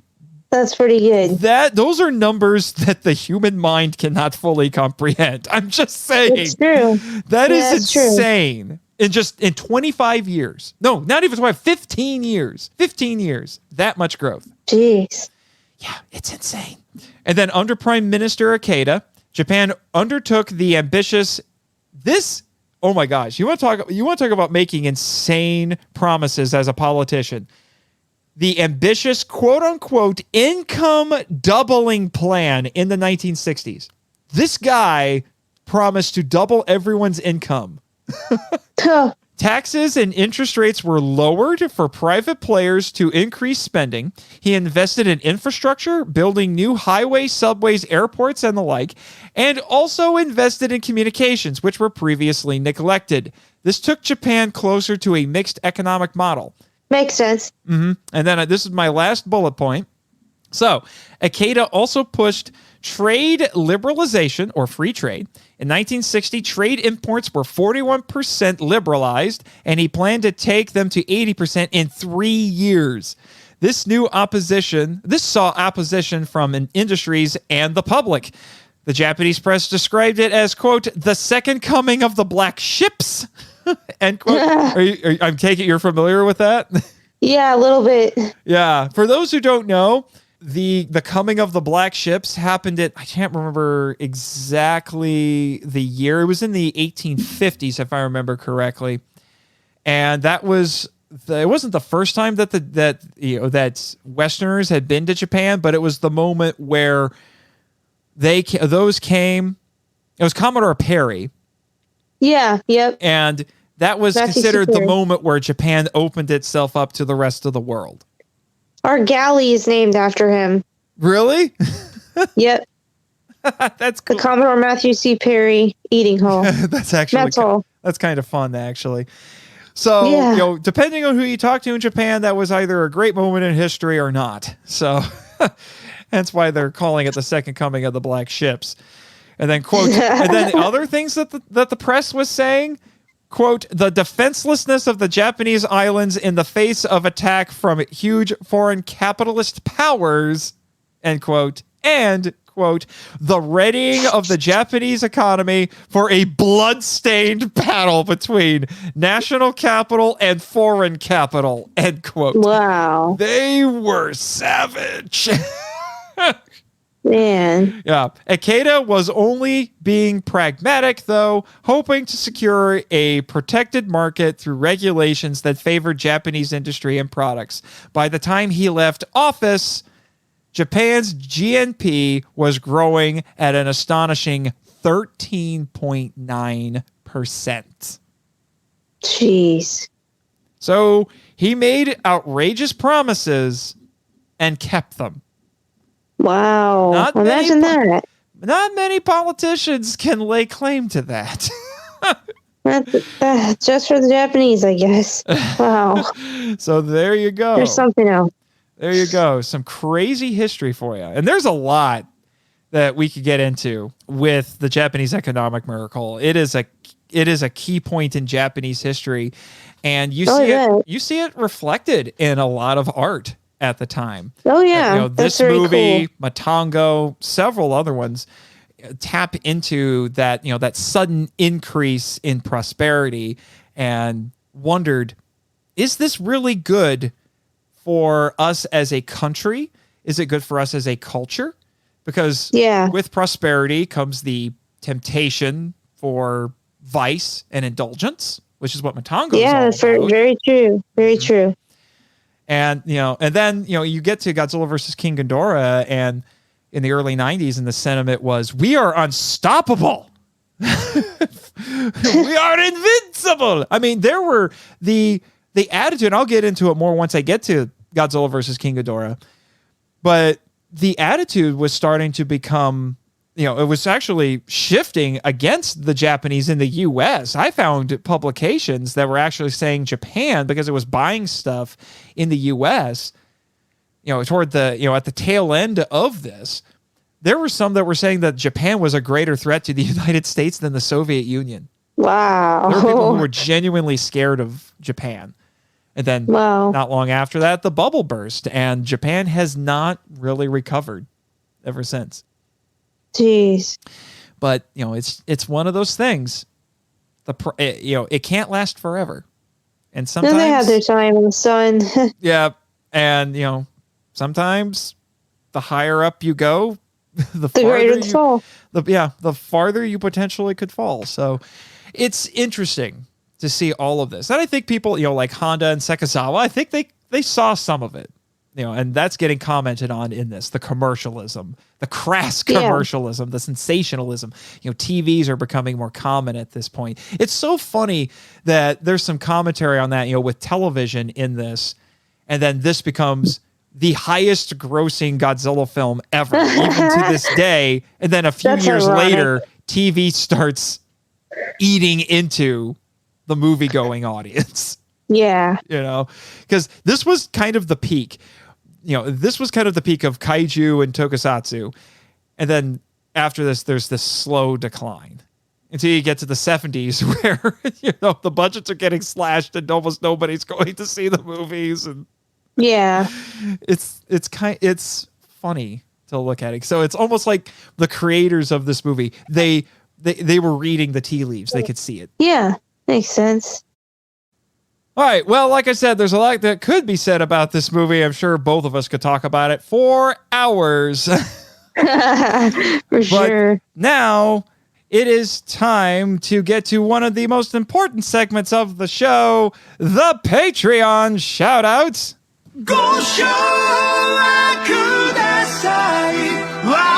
Travis Alexander, Michael Hamilton, Danny Damana, Eli Harris, Chris Cook, Bex from Redeemed Otaku, Damon Noyes, The Cellcast, Eric Anderson, Ted Williams, and finally, Tofu Fiore. Well, that was fun. And all right, now that I have thanked my generous patrons, it's now I need to let everybody know what the next couple of episodes are going to be. So our main theme for this season, Amerikaiju, will be continuing with... Actually, I will be bringing on both of my spin-off co-hosts, Michael Hamilton and Travis Alexander, who co-host the Kaiju Weekly podcast, and we're going to talk some Ray Harryhausen with 20 Million Miles to Earth. Yes, Jimmy. You know all about the Emir and Venus and all that because War in Space and all that fun stuff. I'm sure you'll have plenty of stories to share with us. Have you ever seen 20 Million Miles to Earth, Alyssa? I've not even heard of that. Oh, you haven't? Oh my gosh, you should go look it up. I'm sure that would make Jimmy mad, but he'll be okay. Yeah, he'll be fine. He'll be fine. He's got, his ego is nearly unassailable. It's big enough. Yeah, it's big enough. But no, you should give it a watch sometime. It's an interesting little movie. With a very sympathetic monster who is here on the island, the Emir, but he's very reclusive. He does not like to be bothered. He's like me then. Yes. On weekends. Yes. There are people who come to the island to see him, but like I said, he hides. He does not like to be bothered. And then Godzilla Redux, the series that you have come to participate in, will continue, where my friend Daniel Damana of the Godzilla Novelization Project is returning to talk about the next Godzilla film in this series, that being 1964's Mothra vs. Godzilla, which I'm sure will make my pseudo-sister happy because she is a raving Mothra fangirl. Oh boy.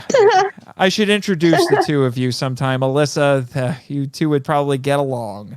There's a funny story about how she came about, to say the least. Anyway, now we come to the most important segment of the show, at least for my guests, and that is shameless self-promotion. So just to let everybody know, I mentioned that, my two spin-off co-hosts, those spin-offs are Henshin Men, a podcast about the appreciation of Japanese superheroes and their high-flying and high-kicking adventures, and The Power Trip, a journey through the Power Rangers franchise.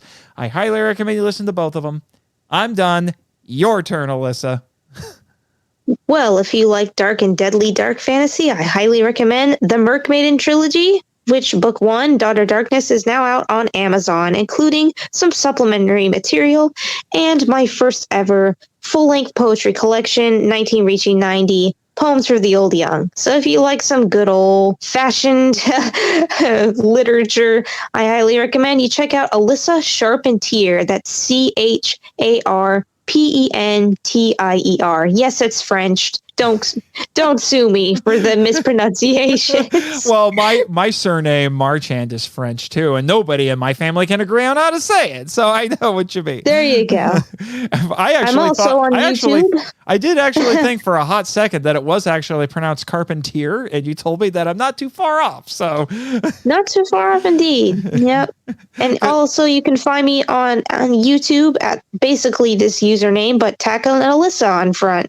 AlyssaGojiGeek 101, where Yes. I do deep dive and analysis videos on Godzilla, the themes, and the characters. Which is why I wanted you on today, because you like intelligent discussions of these movies. So I try. I do my best. I think you did well today, I have to say. I've been wanting to have you on the show for a while. So I need an excuse. Let's bring her on for this. And although given how well it went today and your love of Hetera, well, let's just say once I get around to that, you may have to come back.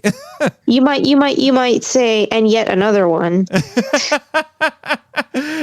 This is also true. And you also have an author YouTube channel as well. So there's the Godzilla themed one, and then you have an author one as well. And then I have my music one, because I just have 3, and I'm just losing my mind of all the stuff I have. Yes, Jimmy, I know something that her and I have in common, because I do a million things too. So I have the Goji Geek, I have Elysium, and then I have Alyssa Charpentier, which is the pen name. So you can follow all 3 if you want, and knock yourselves out. And you're going to be at G-Fest this year, tabling. Absolutely, and paneling too. Yes, paneling. Yes, that's might have been my doing. So. Right? Yes. I don't know if I can share details of that yet, but her and I and several other very cool people, some of whom you've heard on this show, will be paneling together. Heck yeah. Once the details have been finalized, you will know. But yes, come see all of us, both of us, I should say. I almost said all of us. That would have been a little confusing. I contain multitudes. Oh man. But yeah, it's all the characters you write. They're just different personalities. You are just different people now. You're a bunch of them. Welcome to the writer's life. Anyway. Yeah. Most people wouldn't last 5 minutes in a writer's brain. No. But no. Come see the both of us and a bunch of other really cool people at G-Fest this year. It's making its triumphant return, and I can't wait to go. Heck yeah. And it'll be your first time, actually. Yes. So this will be interesting because it's at a new location and everything. Anyway, I'm done talking about G-Fest. We could talk a long time about it. Thank you once again, Alyssa, for joining us. And I look forward to seeing you at G-Fest and on the show again sometime. And meanwhile... Well, thank you for having me. I'll have my pseudo sister Jessica give you a nice tour of the island. Nice. Mm-hmm. Much appreciated. You are welcome. Thank you for having me. And thank you too, Jimmy. Oh, yes. I hope you're at G-Fest too. I don't know. Someone's got to stay behind to take care of the island. To take care of things here on the island at the studio. Very good point. Yeah. So can't promise that he'll make it, but we'll see what happens. He'll be there in spirit. Yeah, very much so. Where it counts. Very much so. All right. But speaking of Jimmy, hey, intrepid producer, cue the credits. Thank you for listening to the Monster Island Film Vault, a podcast produced and hosted by Nate Marchand. If you want to join the discussion and be heard on the show, we'd love to hear from you. So email us at feedback@monsterislandfilmvault.com. Our website is monsterislandfilmvault.com. Follow us on Facebook and Instagram at Monster Island Film Vault, and on Twitter, where our handle is @TheMonsterIsla1. You can subscribe to us on YouTube, Spotify, and TikTok.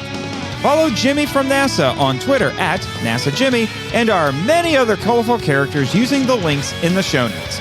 The podcast logo was created by Tyler Souls from TylerDrawsComics.com.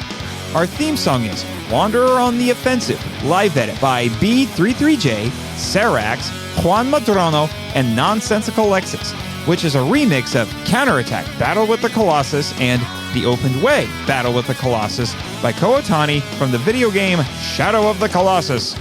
All film and audio clips belong to their respective copyright holders and no infringement is intended or implied. Please rate and review us on Apple Podcasts, Spotify, and or Podchaser to spread the word about the show. You can also support us by joining MIFV Max on Patreon. The Monster Island Film Vault is a Moonlighting Ninjas media production. Sayonara!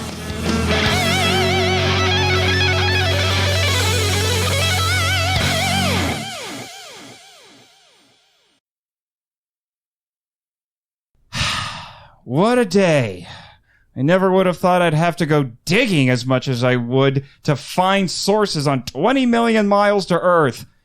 I seriously need to tell the librarian to add the Harryhausen books. How are they not in the collection? Out of print or not, they need them. Winter should allocate more money to the library. It's better than trusting Jimmy's so-called first-hand experience with wild emirs.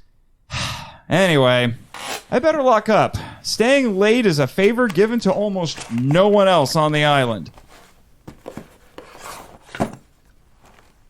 Hold on. Is someone sitting on a chair over there in the dark? Is it one of Winter's goons? Okay, play it cool, walk to him casually, and take him out. I never thought scheduling Michael and Travis for the same episode to talk Harryhausen would be so difficult. Maybe I should... Hi, keep up! Ow! Kirk Fu, March and Son. Hardly the best way to take out an intruder. Oh, Jimmy's been giving me lessons the last few months since... Hold on! Ozaki? Is that you? Hi. How long have you been sitting there? 3 hours. Why? You kept me waiting. Have I seriously been here that long? Yes, I haven't seen such focus since I served with my friend Kazama. I don't deserve that compliment for several reasons. Anyway, what are you doing sneaking into the library? You're AWOL. I am, because trying to locate the blob led me to dangerous secrets. Explain yourself. Well, I went to the beach at 0300 a few weeks ago. Like my squad mate Matsuoka reported, a helicopter landed there and picked up a man carrying a briefcase and his 2 bodyguards. Who were they? I don't know. I couldn't see their faces. I suspected they were the same ones who stole pieces of the blob and smuggled them out. I tried to call Captain Gordon to report this, but I was attacked by one of Winter's cyberflies. I smashed it. Of course you did, you Dragon Ballin' badass. I don't know what that is. As I was saying, my phone was destroyed by the cyberfly, so I couldn't report in. I swam after the helicopter until I reached the beta site. You seriously did that? Yes. Okay, Snake Eyes. Who? Never mind. Well, unfortunately, I was attacked by more cyberflies when I reached the shore. They injected me with a drug that even my mutant body couldn't resist. When I woke up, I was deep in the Monster Island jungle. Minya nearly stepped on me. That would have been an embarrassing way to go. I've been laying low ever since. Something's happening on the beta site, and whoever's behind it is hell-bent on keeping it secret. You don't say! I'll give you 3 guesses who it is, and the first 2 don't count. Then why not give me 1 guess?